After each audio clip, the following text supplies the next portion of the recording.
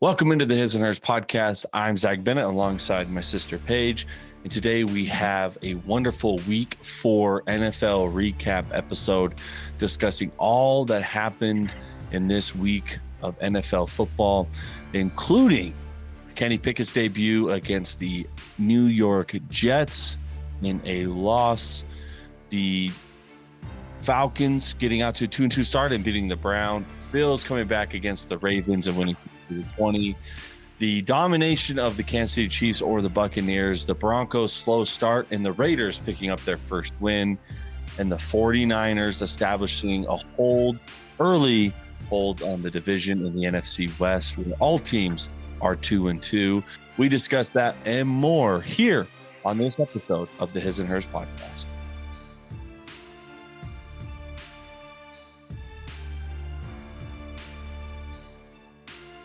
All right, Paige, like I said, there's a lot of disparity in the league where I believe I saw the stat today where there's 17 teams that have started 2-2. Not many teams have started much better. Not many have started much worse. But in your mind, looking at the week 4 games, what games stood out to you the most of having the most weight and showing you what a team has in terms of their, I guess, potential for the rest of the season? Yeah, I mean, I think top of mind is Bills Ravens for me, as well as the Chiefs Bucs. Bills Ravens interesting because I think one of the storylines that we've all been hearing a lot about all season and for the past few years is that the Bills can't win in close games. That if they are up by a heavy amount, then they'll always pull it out. But if they are in a close game, they're always going to come out with a loss. And so I think that it was a big game for the Bills fans to kind of silence that storyline and that headline that's been circulating a lot for them. Obviously, down by 17 in the first half. Josh Allen able to rally a touchdown with 1:47 left going into halftime, which kind of propelled them forward, cutting it to only a 10-point lead.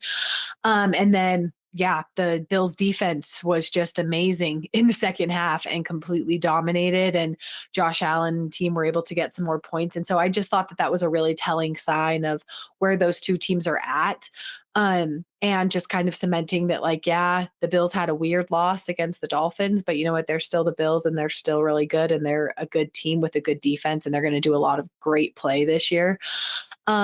And I also think it was telling for the Ravens of it's a pretty big deficit to blow a 17-point lead. That's a pretty difficult game to lose when you have such an amazing first half. And so it's interesting just seeing kind of how there's been quite a few teams this season where we've seen these heavy advantages from a points perspective that they've given up in the second half. Yeah, I think that this game was really important for the Bills because if you look at the games that they have upcoming, they early lines indicate they're going to be about a 2-touchdown favorite at home against the Steelers, which we'll get into the Steelers and why that is. But then they get into a stretch where 3 of their next 4 games are difficult. They play in Arrowhead against the Chiefs. They then have a bye and play at home against the Packers on Sunday Night Football. So 2 games that'll be really tough. They then play the Jets in New York, which may seem like it would be a pretty easy game, but the Jets seem to be better this year, as well as they always seem to give Buffalo a problem, particularly when they're playing in New York. And then they play at home against the Vikings. And so the 3 out of the next 4 games are going to be on the more difficult side. And so in a game that they in a way gave away to the Dolphins, they would have been hard for them to get the number 1 seed, which I know is their goal for the year, if they were to start 2-2 and then face the next 2 opponents where maybe they even out of 3-3. So now they're setting themselves up where if they can get out of the Packers week, split that Packers and Chiefs game, win one, lose the other, and finish that at about 4-2, I think they feel pretty good about where their season's at. And the reason I say that I feel that their focus is getting that number 1 seed mainly just goes back to the fact that one of the main reasons they lost in the divisional round against the Chiefs was because they're playing in Arrowhead. And so I think they know it's very important for them to be in Buffalo, to make teams travel to them, particularly like if the Dolphins are going to be in the mix. Any teams that play in a little bit warmer weather having to come up to Buffalo. I mean, even Kansas City is cold, but Buffalo right on the river, that city, the wind chill, like obviously the stadium isn't right next to the river, but the lake, excuse me, not river. But in that area with a lot of snow, the temperatures get pretty cold. They obviously want teams to make them travel there. But I'm a little concerned about the Ravens. I mean, this is the second double-digit game that they've given up in the second half, both at home. Kind of funky for a team that has a really good quarterback and a really good head coach. Yeah, interesting stat. I think the Ravens have lost the last 5 home games. They're 0-5 for their last 5. So That is really weird. they just Yeah, I did see that somewhere too. For teams, for that usually is not the case for most teams. Usually that home field advantage is good. It seems to be opposite for Baltimore as of late. What would you put obviously it's week 4, the 2-2, they got Lamar Jackson, but if you were to assess like a panic meter, say you were through the bias like lens of a Ravens fan, would what has happened this year give you any cause for concern? Um, I don't know. I don't think so. I think that, I mean, every team is going to have these ups and downs. The Bills are a really, really good team. But I just think that with a quarterback like Lamar Jackson, that there's always promise. He's always going to pull you through. And I just think overall, like obviously some concerns on the defensive side, but also sometimes defenses will just have like a bad half and it is a negative impact. But as a Ravens fan, I wouldn't be panicked yet. I still think that they have a lot of weapons in Baltimore that they're building around. And I think like with John Harbaugh as a coach that you just kind of have trust. And so I'm not hitting panic button on Ravens. Yeah. Yeah. John Harbaugh's proven to be able to steady the ship. Lamar Jackson's proven to be a winner when they're in. It is really interesting they lost the last of 5. I remember I heard that stat, and it's still obviously it goes back to a couple games where Lamar was out, but still 2-0 on the road, 0-2 at home. And what's interesting is they began their season playing all 4 AFC East teams. Started with the Jets, then they played the Dolphins at home. And then they went to who'd be the other team who they play week 3, the Patriots on the road. And then they just lost to the Bills. So kind of a funky start to their season playing all 4 AFC teams in a row. You don't really see that. Yeah. Yeah. I am curious on your thoughts of Harbaugh's decision to go for it on that 4th and 2 instead of just letting the best kicker in the NFL give you 3 points. Yeah, I typically land on the more aggressive side where I think, hindsight or you play the result, right? Because Harbaugh and Lamar have had clips go viral where he's asking if Lamar wants to go for it and it works out for him. The Seattle game from Lamar's MVP season and last year against the Chiefs come to mind. So when it works, you're the hero, and when you don't, you're kind of you get the label based on how it works out for you. I think it was the right decision because I think if you look at the flow of the game, the Buffalo Bills were running a ton of plays in the second half. The defense was getting moved down the field. And look what happened from when they turn the ball over. Lamar throws that pick and they drive all the way down, run all of the time out and kick a field goal. So obviously he had a good sense on how that game was going to go. The only thing I didn't think he planned for was he was thinking, okay, if we run the ball, throw an incompletion here, the worst case, they're going to get the ball on the 1 or 2 yard line. But since Lamar threw that pick, they got it out to the 25. So then all of a sudden it was a little bit bigger of a swing than he was initially planning on. So I don't think it was a poor decision by Lamar. If he didn't have anything, throw it out the back of the end zone, because then you maybe potentially can force a defensive play and get the ball back in good field position. So a tough spot. I mean, kicking field goal would have gave you the lead. So I could definitely see that side of it as well. Yeah, I don't know. I love an aggressive coach. I love making smart decisions, but I also think that when you're going up against a quarterback like Josh Allen, and that in those final minute drives that he's going to do something, at least get you a field goal. I just feel like take the field goal, like take the points. There's still 4 minutes left. Josh Allen can, if he does get down the field, like trust in your defense that they're going to like stop them and get them just a field goal. So you have a chance to go into overtime and win that game. And so like, I understand that like, yeah, it's just kind of like the Harbaugh Jackson way people loved. And if they'd gone for it and Jackson had thrown a touchdown, we'd probably all being like, oh, genius move to go for it on 4th and 2. But Yeah. just one of those things where I just feel like, I don't know, sometimes I think it's okay to play it safe. And I think the safe thing obviously would have been to kick that field goal, especially it's like, it's different for every other team. But when you have Justin Tucker as your kicker, like give him those opportunities to give your team chances to win. Yeah, no, I definitely don't disagree. So be very interesting to see where the season kind of plays out for both these teams. The obviously as mentioned the Bills schedule, but the Ravens in the coming week could have a big home test, continuing that home trend, but they play Sunday Night Football against the Bengals. Joe Burrow's going to be coming into town, who are coming off that little mini bye. Then they're at the Giants, home against the Browns, against the Bucs and the Saints. So it's going to be a little back and forth. They're 2-2 right now, and it's kind of looking at their schedule. You know, are they going to be kind of a yo-yo team going back and forth between above 500, 500, above 500? You think a team with that talent wouldn't, but when you give up 2 fourth quarter double-digit leads, this is kind of what the season will break down for you. My next question for you is there a quarterback controversy in Dallas? Cooper Rush improves the 4-0 as the starting quarterback for the Dallas Cowboys, 3-0 this season. The Cowboys are out to a 3-1 start after beating down the Commanders, and they have a big test this coming Sunday against the Rams. But if you're Dak Prescott, knowing, I think what's funny about it is knowing how you won your job from Tony Romo by him sustaining an injury, you going in and winning and winning and winning. Are you nervous if you're Dak Prescott? No. I just don't think like Cooper Rush, like he sealed himself as the perfect backup quarterback. Like we've all known that Cooper Rush is just not a franchise quarterback. And to be honest, I feel like Cooper Rush knows that about himself, but he just gave himself like 20 years of job security. Like he's performed well, but it's just like, I don't know.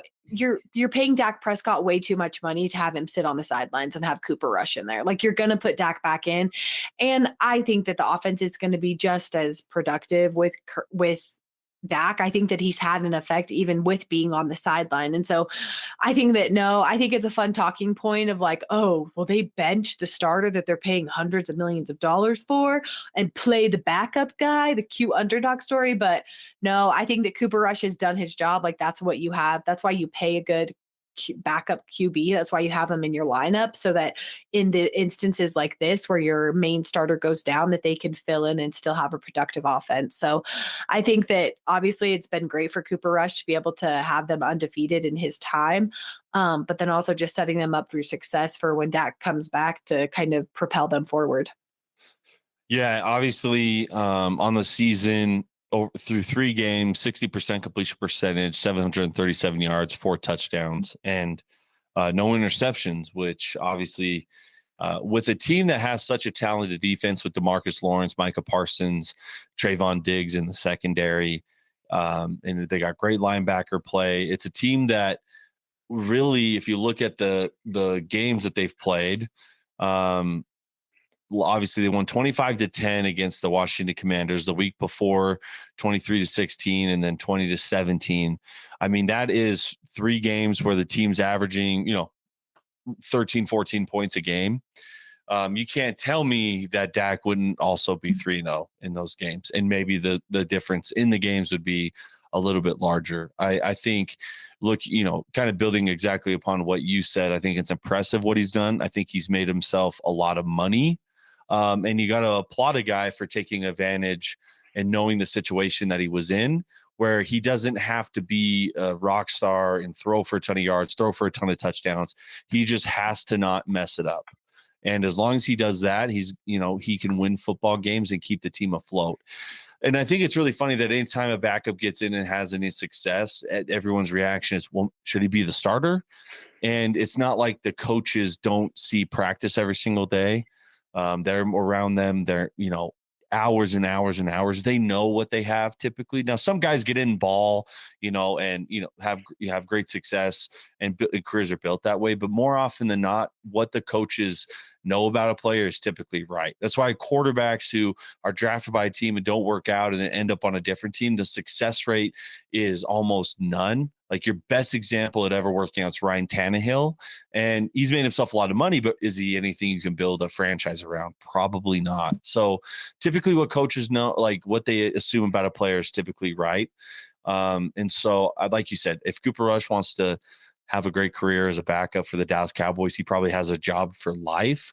But I just know there's going to be some team who wants to make kind of like a splash pay, and he may get one shot later down the road. But I just don't see any. I mean, he could throw the ball pretty well, but I just don't see like, hey, this is a guy you can stake your franchise around. Yeah, my money's on the Colts probably being like, hey, Cooper Rush, you want to come over here? Because quarterback in 6 years. Yeah, we're not having the best of luck over here in Indianapolis. They owe Matt Ryan like $35 million next year, so they're on the hook for a little while. Or the Bears are looking over at Cooper Rush like you've that's true.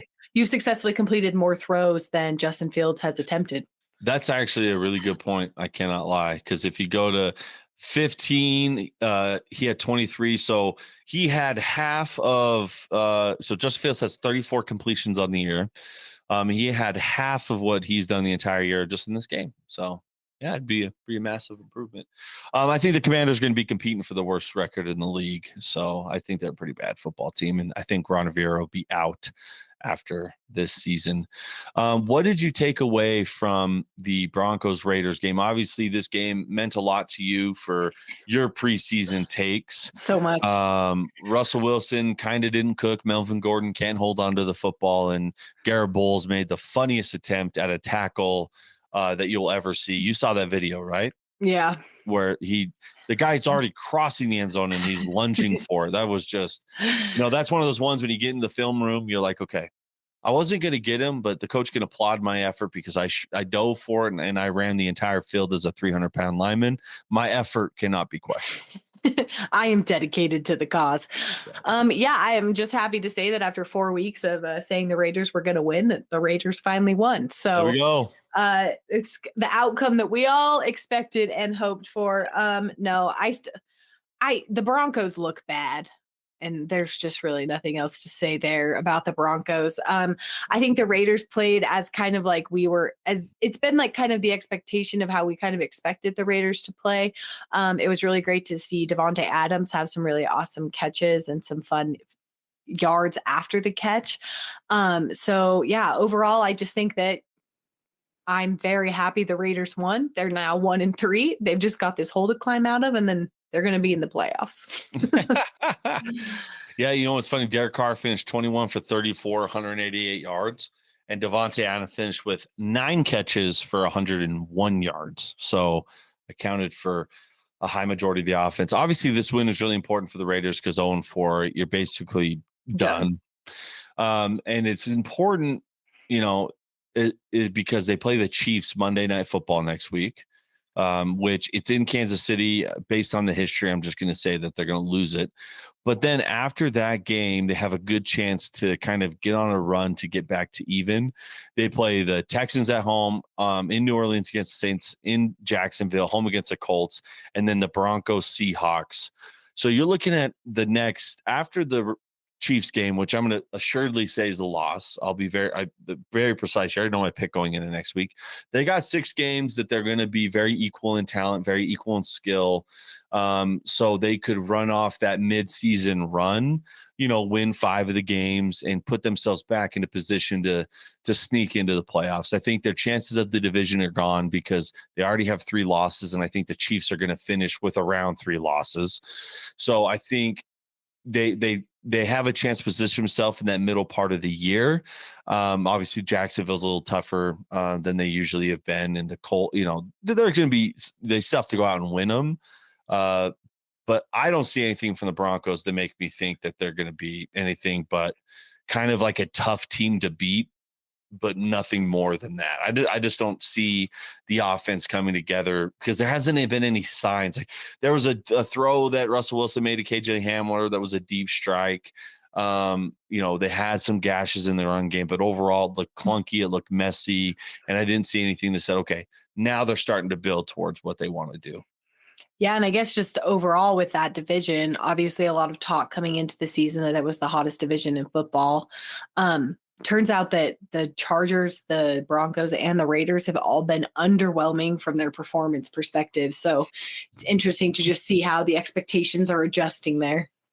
Yeah, it's funny. We get bored with greatness and who's on the top of the division, who looks heads and above the best team. I mean, the Chargers Texas game wasn't really something I watched, but because it was 24-7 in the late third quarter, and then all of a sudden beginning of the fourth, it was 24-21, and the Texans had the football. So I think the Chargers are the Chargers, and I just don't see them ever being able to compete, at least this year, not ever, but this year just kind of seems same old Chargers. So the Chiefs, I guess, since we're talking about the division, the Chiefs put a pretty big beat down on the Bucs. The final score ended up a little more respectable than that game ever felt. And I just think anytime a team fumbles on the opening kickoff, they lose. Just not a good way to, especially when the other team scores in 46 seconds off of said fumble. yes. What'd you take away from the Bucs and the Chiefs in that game? Yeah, I mean, it's interesting because going into that game, obviously, we're like, oh, the offense can't score any points and the defense is fantastic. And then this game, it was like reverse, where obviously the offense had a few hiccups in the first half on the Bucs side that helped the Chiefs propel forward. But it was just insane to see the Chiefs scheme was perfect for the Bucs defense. Like they just did whatever they wanted to the Bucs defense and just handedly. It was one of those games where obviously we end 41-31. It doesn't feel as big of a smackdown as it was actually. Yeah. The Chiefs were commanding that entire game, and it was interesting. There was the scary part where it looked like Tom Brady was a little bit hurt. And so then worrisome thoughts of like, is Tom Brady about to like be pulled out of this game? But he finished the game. But yeah, it was good. I think that two things. One, obviously the Chiefs looked awesome. The Chiefs are awesome. But I don't think it's like a concern game for the Bucs. I think that this is just like one of those times when your defense just doesn't play very well. It was very promising to see them score a lot of points, more than they have all season long. And so I think that the offense obviously came alive. Like, okay, it's Tom Brady. Chris Godwin was back, Mike Evans. There was awesome catches, awesome plays. And so it's their offense is finding the groove. Their defense has been fantastic up until this point. So they're going to get back into the groove. That defense is going to come back with a vengeance this week, and they're going to be a really good team. Yeah, it's one of those things where I mean, look at their division. The Falcons seem to be the toughest out for them, and they play them this week. The Bucs and Falcons do, and I think it'll just be a slaughter. I think it'll just kind of show you that the Falcons will be probably a plucky team, 500 level team. Arthur Smith seems like a pretty decent coach in order offensive wise to adjust his offensive play calling to match his personnel. Obviously this last week running, I think they ran 14 straight plays against the Browns because the Browns couldn't stop them. But the Bucs are going to run away with that division, and by the end of the year, I think they'll be clicking, like you mentioned, a lot better because you saw some signs in this game when the wide receivers were healthy. And so I don't think with Tom Brady and with his experience and with how good that defense is, that there'll really be any problem for them to, have a high winning record, win the division. So get them a good seed, maybe a couple games at home. And when you have Tom Brady on your side, you just never count yourself out. In terms of the Kansas City Chiefs, I mean, it looks like status quo. Looks like you can plug in any weapon and player into the slots for Patrick Mahomes, and he's just going to make it work. Like, he's got Juju Smith-Schuster. They have, what's the guy's name? Let me see. He's made a few. Let me pull Jody Forston, number 88. Like he had had another touchdown. He had a touchdown on Thursday Night Football against the Chargers. No, Justin Watson is the random one that had the touchdown again. So it just, you put him in Watson makes it works. Reed calls the plays, and it all kind of comes together. So I just think it's going to be another great year. And I think Mahomes, for me, is sitting right up top of that MVP standings early on in the year. That touchdown pass, I mean, just pure insanity. And just like, that's what makes Patrick Mahomes so likable is his athleticism and his like, it's just the coolest place. He's just a cool dude. And the thing is like, that's what, when you're not a fan of the team that has the cool guy, right? We've, Tom Brady, Aaron Rodgers in our lifetime, Brett Favre when we were a little bit younger, not so cool anymore. Patrick Mahomes, like these guys, Lamar Jackson, these dudes that are just freaks, Josh Allen, Justin Herbert. When you have a quarterback that's like, for us, Vikings fans, very well-known Vikings fans, like Kirk Cousins, who is a good quarterback, very stable. You know what you're getting. The last 2 weeks has led game-winning drives on back-to-back. He's done that a lot in a Viking uniform. But when you watch that game and you see he can make a lot of the same like throws when things are perfect, but the difference just comes down to like Patrick Mahomes, the pocket could be breaking down. He could be taking down.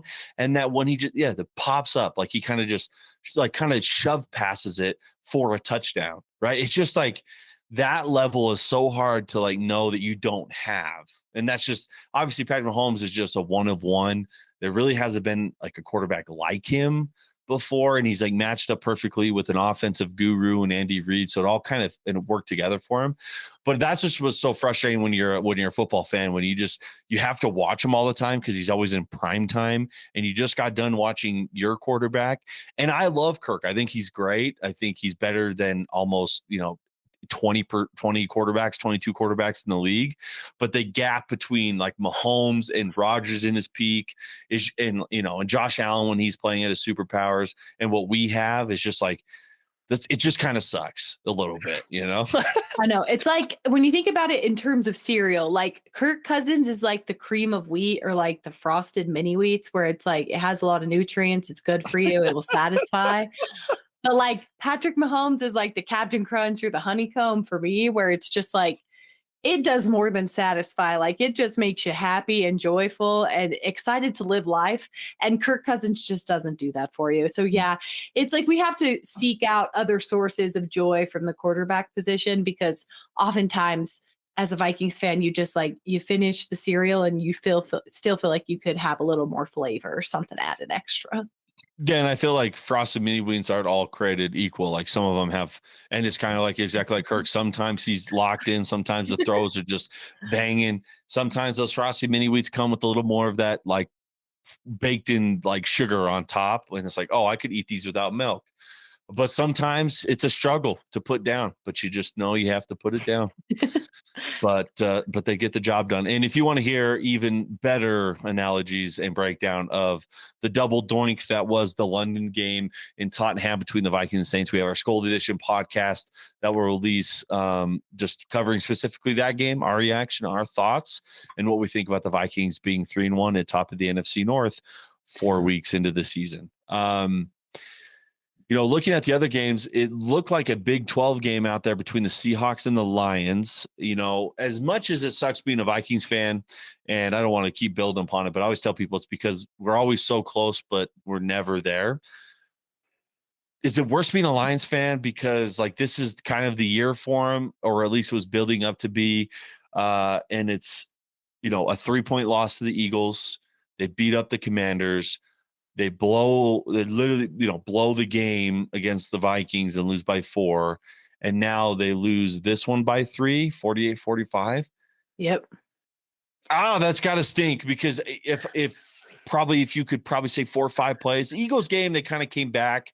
So I won't count that one, but the last 2 games are, 4 plays go differently in that game for either side. And they could be sitting at 3-1 in the darlings of the NFL, but now kind of just another Lions start of a 1-3 season, and kind of stinks. I'm just going to throw a stat at you. 77.3% for 1,037 yards.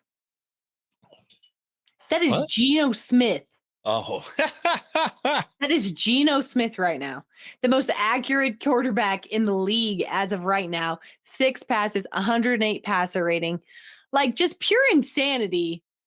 Like, I don't know what's going on. Like, the Detroit Lions are that team where it's like, I don't think it's harder to be a Detroit Lion fan, if I'm being honest. I think it's easier to be a fan of a team that's been consistently bad because you just know that they're going to be bad.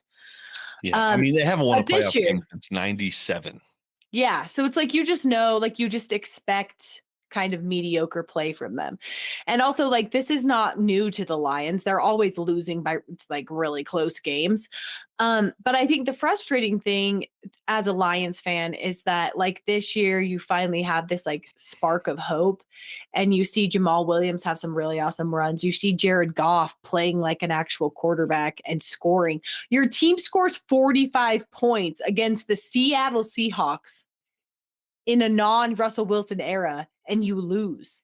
And Mhm. so it's just, especially when it felt like, especially coming off close losses to the Eagles and to the Vikings, both who are sitting atop their divisions, it has to be so frustrating to be like, how did we almost beat the Eagles and then we almost beat the Seahawks? Like it just feels like two very, very different teams. And so I'm sure it's frustrating, but also it's not frustrating to the point of like, oh, we would have gone to the playoffs. It's just like, why can't my team freaking win games that they should win? Yeah, it's interesting. You read off Geno stats for Jared Goff, the aforementioned Jared Goff, 61%, 1126 yards, 11 touchdowns, and 3 interceptions. And one of them came against the Vikings, kind of like a Hail Mary type. So I wish they kind of had a subcategory for Hail Mary type of interceptions. But anyway, that would be my kind of like solace for Lions fans is although like you've lost these close games, you got to think that the defense is going to shore up at least a little bit. And if Jared Goff is going to play at this level, the way he started, threw 4 touchdowns on Sunday, you can take comfort in the fact that he's playing really well. And he was a formal number one overall pick, took a team to a Super Bowl. He's no slouch. And so you Yeah, could, and I think silver lining, like, hey, he might be the quarterback for the future. He's Yeah, and I young. think especially like last year stung so much for Lions fans because they lost Stafford and obviously he was such integral to the foundation of that team. And then he goes off and wins a Super Bowl. And you get Jared Yeah, Goff, he had a really underwhelming season last year. Jared Goff did not have a great season. It was super disappointing for Lions fans. And so I think that is the glimmer of hope that they have though, is like, hey, we're scoring points this season. Like our Mhm. offense is doing things. We're moving and like, yeah, we're a younger team in terms of experience and being able to win football games. So we probably will win some close games because we haven't been in these types of games for the past little bit. And so I think this is promising for the Lions. I think you're going to see them as the season matures. They're going to get better at closing out these close games and you're going to see the Lions capitalize. Yeah, they play in Foxborough against the Patriots next week. They then have their bye, and then they play the Cowboys, Dolphins, Packers, Bears, Giants, Bills. So a little bit of a tough sledding. The one thing that they can think is they play the Patriots probably the perfect time because Mac Jones probably isn't playing.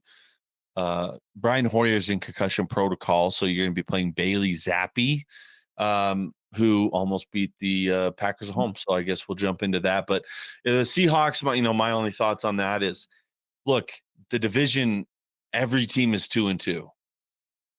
So I mean, they're right in the thick of everything. That was a big win. It's just so funny the difference between 2-2 and 1-3. I think mentally for as a team, especially to fight back from getting your first win, going on a 2-game losing streak, and then winning such a wild game. So if you're the Seahawks, like the season's not over, and you're right, in line with the rest of your division. The only thing that stinks for them is they already lost to the 49ers in week 2. So 0-1 in the division, kind of behind the 8 ball there. But I mean, if Geno Smith keeps playing like he is, he's making a case for himself to at least get a little bit more time No, we've in been Seattle. We've been joking the past couple weeks about him saying that we wrote him off, but I really did write him off. So Again. I feel like every week I'm gonna have to write him an apology letter of like, sorry, I wrote you off again. But he's not even writing back to you, so there's no need to write an apology one. So kind of segueing into that, the Patriots go into Lambeau. They were 9.5-point underdogs, and that was with Brian Hoyer, who's 1-12 in his last 13 starts. I didn't know that when we talked on our pod before, but Brian Hoyer 1-12.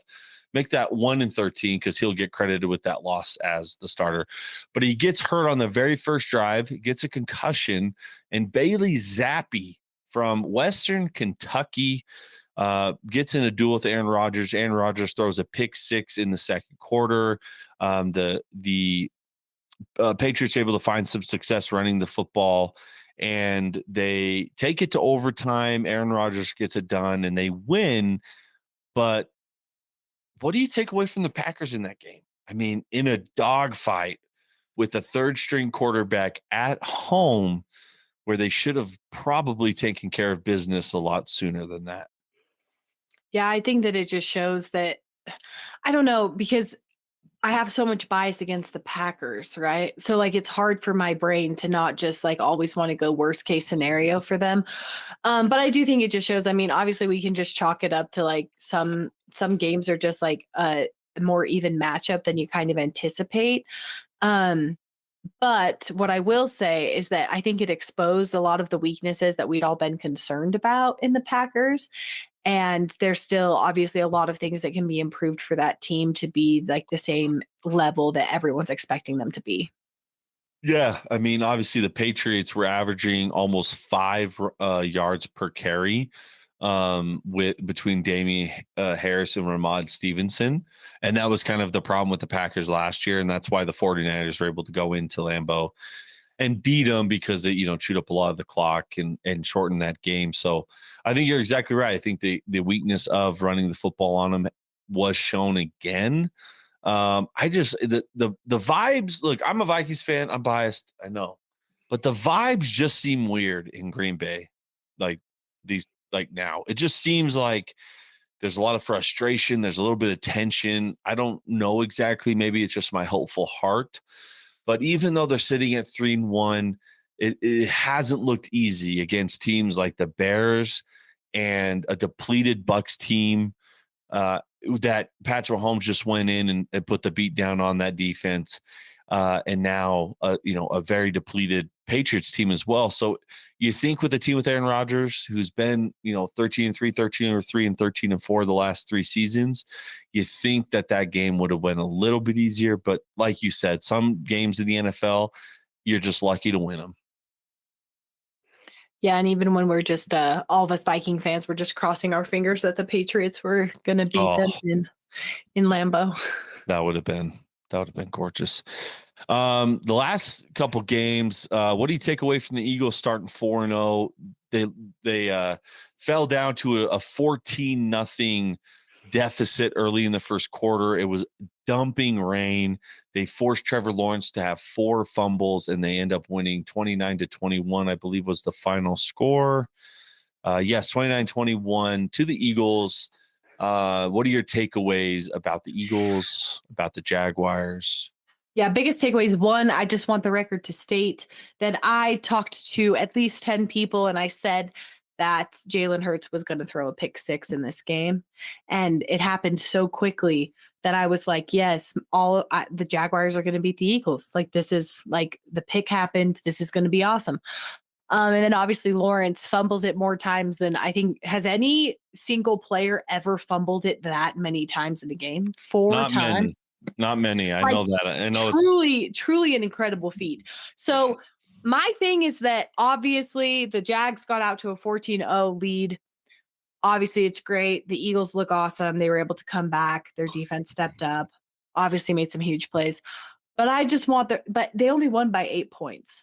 And so if there's anything as an Eagles fan that I would be worried about, it's the fact that we were able to get 4 recoveries of the ball to give us field position and give us the ball back. And we didn't stop this team. Like that, Yeah. to me, that score should have been 41-19, 41-21. There we Like go. I it should love have the been, spin zone. I love it. like it should have been a lot bigger gap. And so that's my only thing. Obviously, the Eagles look great. My personal opinion, they're going to be like the September heroes, and we'll see a little bit of a decline in October. But maybe I just am like still bitter to them about January 21st, 2018. I don't know. But yeah, I think that was, I'm like, obviously tons of turnovers. Obviously they were down a pretty great deficit in the first half. But yeah, I would say if there's one weakness, it's that they're still like, they're not capitalizing on as many points as they could or should have in these games when they have that many turnovers. Yeah, the only reason I agree with a lot of the points you said. The only thing that I would push back on is that their schedule just kind of It's so easy. it's so easy. Cardinal, they play the Cardinals, a big Sunday night football matchup in a couple weeks against Cowboys at home. They play at home against Steelers, the Texans, Commanders, Colts, home against the Packers, home against the Titans. It just is shaping up to where, I mean, if they're not the favorites in every single one of those games, it's going to be pretty dang close. The only one I can't see them in the next, let me think, 1, 2, 3, 4, 5, 6, 7, 8, 9. I think it's 9 games until they play in Dallas that they're not going to be the favorites in the game, which just kind of shows where they're at currently as a team. And now, like we just got done talking about, any given week, a team can cause a bunch of problems for you. And a lot of teams that if you get down 14-0 to them, the Jaguars are a very young team, obviously still learning a lot about themselves. And so if they're going to come back against a team, that's going to be a good one to do it against. But, if you get down 14-0 to a team like the Packers or the Bucs, or, teams that have veterans that, know how to hold those leads, you're going to have a much harder time. And I even think like a team like the Cowboys that the pass rush can tee off. And don't forget that last year the Eagles and Cowboys played twice, obviously being in the same division, and the Cowboys throttled them the last time they played. I believe it was Monday Night Football, or it might have been Sunday Night Football, but absolutely throttled them. And I think they beat them resoundingly in the other game too. So that defense and I'm spacing the name of the defense coordinator for the Cowboys was the head coach of the Falcons in that Super Bowl. Oh, everyone in the podcast. Dan Quinn. Dan Quinn, thank you. Dan Quinn obviously has some type of formula that he feels pretty good against Jalen Hurts to kind of keep him a little more grounded and in the pocket and have to make those throws. So I still, even after what I've seen, it's been more impressive to me to see Cooper Rush and that team reel off 3 wins than what I've seen from the Eagles so far, because they haven't really put the throttle down on anybody. Because even the game against the Vikings that everyone likes to reference, they scored 24 points in the first half, yes, but then they didn't score anything after that. Same thing against the Commanders. They scored 24 first half points, didn't score any in the second half. So I haven't really seen like, oh, this is the best team. I just think things have lined up for them pretty well. And so I think that the Cowboys should still be the favorites to win that division. And I would not surprise me if the Cowboys, Dak coming back from injury right around that time, go into Philadelphia and beat that team because their defense, guys like DeMarcus Lawrence, Micah Parsons, with a great pass rush, disrupt the comfort that Jalen Hurts is feeling, and end up winning that game and the division as well. Yeah, and it's just one of those things too, where like the Eagles haven't played any great teams this season. Like they haven't played any of the major teams that are obviously favorites for the Super Bowl. And so it's just one of those things where it's like, yeah, I think that they look good. They look great, but it's also like kind of those blinded glasses. They do have a super easy schedule. They do play the Cardinals on Sunday. And the reason that I'm intrigued by this Cardinals-Eagles matchup is that the Eagles have been playing really awesome traditionally. First 3 games, they played awesome in the first half and not able to convert points in the second half. And Cardinals are reverse, where they're not scoring points in the first half, but they're balling out in the second. And so I think that this could be a fun and exciting matchup, a little more frisky than people might think. I think obviously the Eagles are still going to be the favorites over the Cardinals, but I think we could see Kyler Murray pull a win out on the Eagles. Yeah, kind of the last few games that we haven't touched on. You mentioned the Cardinals in the first 4 games. Guess how many combined first half points they have? 7. Very close. They had 10. They have 10 first half points as a team in the first 4. You're talking 2. If you go 4 halves, 2 full games of first halves played, and they have 10 points. When you have a quarterback like Kyler Murray, that's pretty freaking hard to do. I think Matt Rule's on the hot seat. I think he's going to be the first coach fired this year, and I think he's going to get fired before the end of the year. I don't think that David Tepper's much of a patient guy. And the way they've lost these games with him supposedly being an offensive dude, there's not a lot of fight. Baker looks lost and can't throw the ball very well. So, I don't know if you have any more to comment on that, but the Cardinals are, again, as bad as the season has started, everyone in the division is 2-2. So chances are still there, but it just seems like Cliff and Kyler are like a bitter old couple that argue about, what they're having for dinner. Like they just seem like they hate each other. Yeah, I still think the Cardinals will be like a 500 team. Like they'll pull out wins, they'll have bad losses, and that's just kind of what to expect from them this year. Because when the quarterback and the head coach aren't aligned, like I don't think there's been a team in history that succeeds, like excelled with that type of 100% drama. So, yeah, and then the Panthers, yeah, like Matt Rule's probably just on his way out of there. It's just kind of disappointing play all around.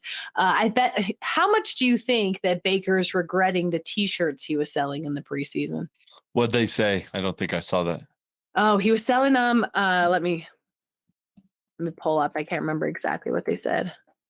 I don't think Baker's the type of dude to have regrets. I think he just kind of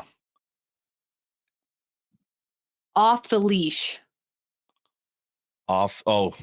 They were these T-shirts that said like off the leash, all about that, selling them right before he goes back to the Browns. And it's just been kind of funny to see how underwhelming his performance has been. So apparently he needs to be put back on the leash. Yeah, it seems like the system that the Browns are, I think a perfect sign of this. I don't think Jacoby Brissett's I think he's a top tier backup quarterback, but after week 3, there was a moment thinking the Brown system, what Stefanski runs. I was thinking, you know what? Maybe Jacoby Brissett's that guy. And then he kind of showed you against the Falcons why he has been a perennial backup. So, yeah. But Baker, also, like, are the Falcons better than we're all giving them credit for? Like I said when we were talking about the Bucs, I think they're plucky. I think they'll go about 500. I think Arthur Smith is a good coach that can adjust to his talent. But better, I guess, yes, they'd be better because a lot of people are picking them to be the worst team in the NFL. I never thought it would be that. But, if you're saying like, are they plucky in terms of going to the playoff? No, I don't think so. I think they've been fairly evaluated. They can just be a little bit thorn in the side for people. Maybe pull out a couple wins on some fans. A couple games we haven't talked about that. These are top storylines this week. The first being wildcat play by the Giants. Yeah, the Bears stink. Daniel Jones out as a wide receiver with his injury and having, Saquon Barkley's just doing so good. We're just gonna have him play quarterback at this point. So, that was a fun game to watch. The Giants Bears. Don't act like you watched it. I watched it on Red Zone. Yeah, that doesn't count as watching it because it was hardly on Red Zone because these two teams are. It did. It was early on. It popped up when Saquon Barkley became the quarterback. It popped up early, like in the first half, because Daniel Jones had those 2 rushing touchdowns, and the Bears had one as well. Or did they just have 2 field goals? I think no, they had 4 field goals in that game. So never mind. So it was in the red zone for like 30 seconds of the day. So I have nothing to comment about this team. I think the Giants are 3-1, but here's their upcoming schedule. Packers loss, Ravens loss, Jaguars in Jacksonville loss. They play in Seattle loss, and then they can get a win against the Texans and so on. You're So I saying think, you're saying those losses pretty confidently. yeah, I could almost guarantee it. Like I think they're terrible. I think Daniel Jones is terrible. I like Brian Daboll, obviously getting off to a 3-1 start shows you kind of what kind of coach he is. But and then the Bears, I mean, they don't trust their quarterback to throw the football The at Bears. all. And I mean, he threw it 22 times, which for them is like, oh wow, we stepped into the 2010s. This is a fantastic. Good for you guys. They're terrible, and they're going to get absolutely pummeled this coming Sunday. I don't know who they play, but they're going to get absolutely curb stomped. Just kidding. I know. The Bears play the Vikings. Oh, I know that full well. Okay. Other storyline. Zach Wilson led a game-winning drive, and Mitchell Trubisky got benched, and it's Kenny Pickett's time. Kenny Two Gloves Pickett. I will say this. I was watching the game. Well, again, watching Red Zone, and they were in. Zach Wilson had the ball, and he skipped a pass to the running back, and this was when they was down, 2 possessions. And I texted some of my buddies. I said, Zach Wilson is terrible. I don't think he really is any good. Personally, like I haven't seen anything. And then, of course, following that text, he leads back-to-back fourth quarter touchdown drives and plays nearly perfect football. So, foot in my mouth. Kenny Pickett also didn't let a ball touch the ground. 10 for 13 with 3 interceptions. So the ball never hit the ground once. That's, pretty impressive debut for the young man. I mean, I don't know. I don't know about either of these teams. I think the Jets are better than what they've been. I think the Steelers are about to go on like a 6-game losing streak. Have you seen their schedule? Yeah, who do they play next? They play in Buffalo. They're 14-point underdogs against the Buffalo Bills. They then play at home against the Tampa Bay Bucs. Then they go to Miami to play the Dolphins, and then they're in Philadelphia against the Eagles. They play the Saints, which finally opens up, but then they go against the Bengals a couple weeks later against the Ravens. So the next 6 games are going to probably be developmental time, and we might see the descension of the first season for Mike Tomlin finishing under 500.